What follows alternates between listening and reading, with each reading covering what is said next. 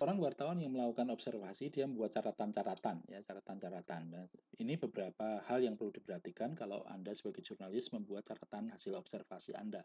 Yang pertama akurat ya, buat catatan persis seperti kejadian yang diamati. Jangan ditambahi, jangan dikurangi. Ya. Tetapi detail, juga detail ya, rinci, banyak data, tetapi relevan. Ya. Kemudian ekstensif artinya selengkap mungkin. Sebisa mungkin dari hasil laporan Anda nanti, pembaca bisa membayangkan peristiwanya, bisa membayangkan situasinya. Nah, kadang-kadang seorang wartawan, kalau dia membawa fotografer atau dia juga bertugas sebagai wartawan foto, dia akan merekam peristiwa itu dalam bentuk gambar atau video misalnya itu ya, dan selengkap mungkin supaya orang bisa, pembaca atau penonton, audiens nanti bisa membayangkan peristiwa yang terjadi di dalam laporan Anda. Kemudian yang keempat adalah reflektif. Reflektif itu artinya bahwa wartawan ketika melakukan pengamatan itu juga berpikir ya, memberikan catatan-catatan. Ya. Ini apa artinya? Karena itu nanti dibutuhkan untuk mengolah itu menjadi sebuah berita. Ya, Anda bisa mencoba menangkap nuansa yang ada di sana. Ya, nuansa yang ada di sana. Ini situasinya seperti apa? Emosi apa yang ada muncul di sana? Ya, Anda bisa tangkap itu, kemudian nanti bisa dituangkan di dalam berita. Nah, kita akan melihat sekarang itu contoh hasil berita yang merupakan hasil observasi. Ya. Ini tanpa wawancara sama sekali, teman-teman. Tanpa wawancara sama sekali, dan ini contoh hasil observasi. Ya, contoh observasi kejadiannya sudah cukup lama, tahun 2014. Ini contohnya saya ambil dari Kompas ya, saya ambil dari Kompas. Ya. Ini berita contoh dari hasil observasi wartawan. Wartawan dari kejauhan dia mengamati peristiwa yang terjadi, kemudian dari pengamatannya itu dia menghasilkan satu berita. Jakarta Kompas.com nanti pada proses produksi berita yang bagian kedua kita akan bicara tentang format straight news ya. Jadi kita lompati dulu. Di sini ada Jakarta Kompas.com. Ketua Umum Partai Gerindra Prabowo Subianto menyalami Ketua Umum PDIP Perjuangan Megawati Soekarno Putri. Peristiwa ini terjadi saat keduanya menghadiri acara pelantikan Joko Widodo Yusuf Kala di ruang rapat Paripurna 1, Kompleks Gedung Parlemen Jakarta, Senin 20 Oktober 2014. Anda perhatikan 5W1 hanya ada nggak di sana? Apa peristiwanya? Peristiwanya adalah Pak Prabowo menyalami Bu Mega. Ya. Siapa yang terlibat? Ada Pak Prabowo, ada Bu Mega. Kapan peristiwa terjadi? Hari Senin 20 Oktober. Di mana terjadinya? Di ruang rapat paripurna pada waktu peristiwa pelantikan Joko Widodo dan Yusuf Kala. Kemudian how-nya, ya bagaimana prosesnya, how-nya itu diceritakan pada bagian berikutnya. Prabowo tiba di lokasi bersama Ketua Umum Partai PAN, Hatta Rajasa, sekitar pukul. Ya. Ingat sekitar pukul ya. Jadi wartawan itu tidak berani memastikan pasti tepat sampai sak detik-detiknya. Kira-kira aja. Ya. Kemudian Prabowo dan Hatta kompak mengenakan jas berwarna hitam. Ya.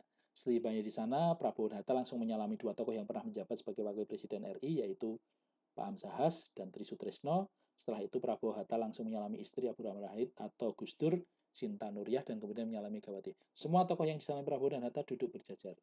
Tak lama berselang, Prabowo dan Hatta langsung menempati tempat duduk yang telah disediakan untuk para pimpinan partai politik. Ya, teman-teman, ini tanpa wawancara sama sekali.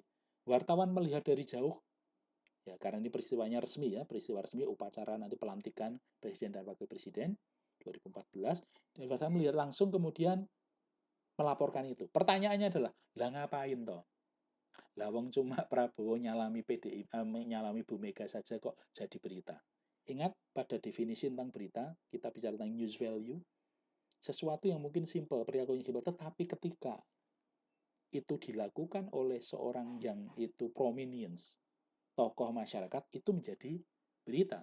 Karena orang tahu bahwa ini setelah selesai kontestasi yang sangat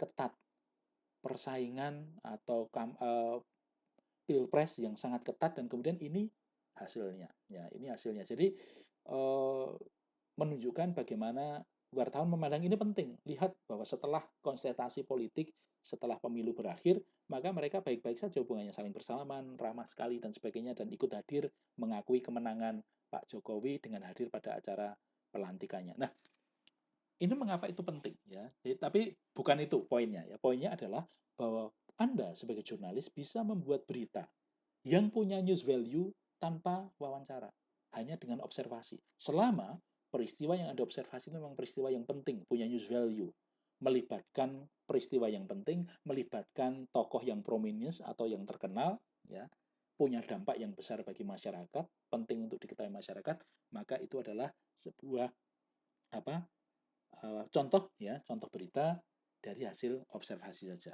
Nah, kemudian kita akan melihat bagian yang kedua, kalau tadi kita bicara soal liputan itu adalah observasi dan wawancara, kita sekarang melihat bagaimana melakukan wawancara untuk menyusun atau menulis sebuah berita, ya, teman-teman. Apa yang disebut sebagai wawancara? Ya, saya mengutip definisi dari Geraldine Dugu. Dia seorang wartawan Australian Broadcasting Company, ABC, Australia. Dia mengatakan begini, wawancara itu adalah sebuah percakapan, ya, tetapi percakapan yang disiplin atau tertib, di mana Anda ya, sebagai seorang jurnalis, di mana Anda melakukan usaha, ya, supaya Anda bisa mengumpulkan data-data atau informasi yang ada di balik permukaan atau yang nampak jelas. Tidak rambling chat, tidak ngalor ngidul, tetapi terfokus untuk menggali sesuatu yang ada di balik sebuah peristiwa atau apa yang nampak di hadapan kita. Wawancara adalah sebuah percakapan, dua arah interaktif.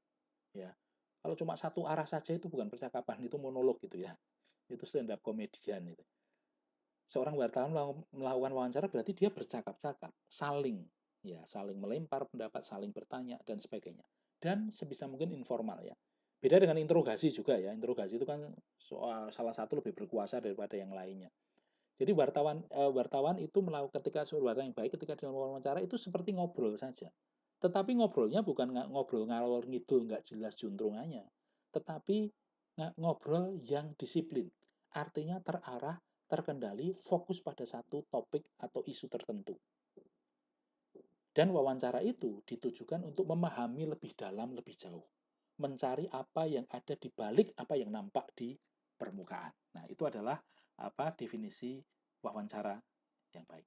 Nah, ada beberapa jenis wawancara, teman-teman ya. Jenis wawancara. Yang pertama adalah Vox Pops ya. Vox Pop itu adalah wawancara Vox Pop itu Vox Populi, the voice of the people, suara rakyat.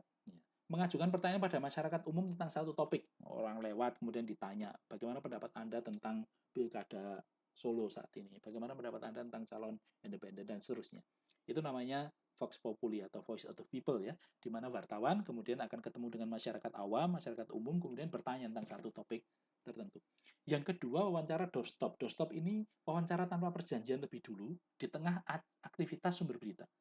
Kenapa disebut sebagai doorstop? Karena biasanya wartawan itu nyegat di pintu, entah di pintu mobil atau di pintu keluar kantor, di pintu ruangan sebuah acara untuk mencegat informan atau tokoh masyarakat yang akan diwawancarai. Namanya doorstop. Ini tidak dijadwalkan.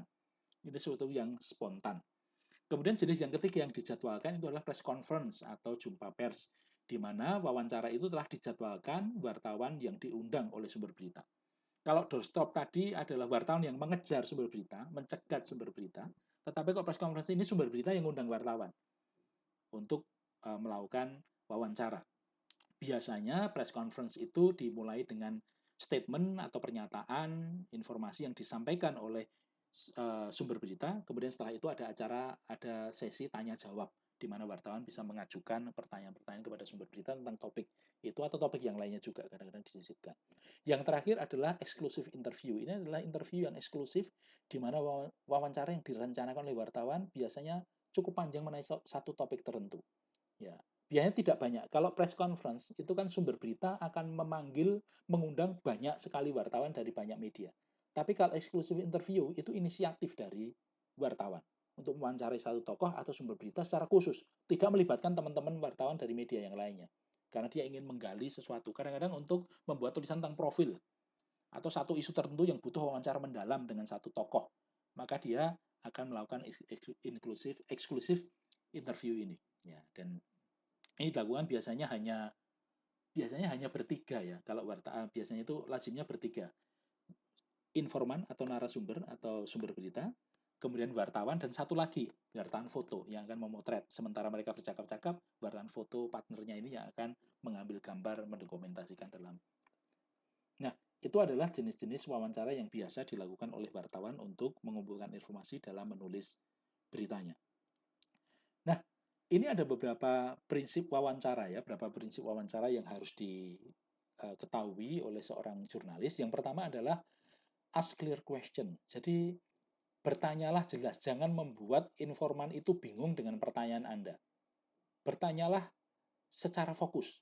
Dan itu berarti seorang wartawan harus punya pengetahuan awal tentang topik yang akan dibicarakan, supaya pertanyaannya bisa fokus spesifik, tidak terlalu umum sekali.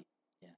Dan kalau perlu, kalau itu sudah direncanakan, wartawan membuat daftar pertanyaan nanti akan diajukan kepada narasumber atau informan atau sumber berita. Apalagi wawancara yang sifatnya eksklusif itu biasanya sudah direncanakan. Ada pertanyaan-pertanyaan yang sangat spesifik, yang sangat fokus, yang sangat tajam. Itu yang pertama. Ask clear question. Bertanya dengan jelas.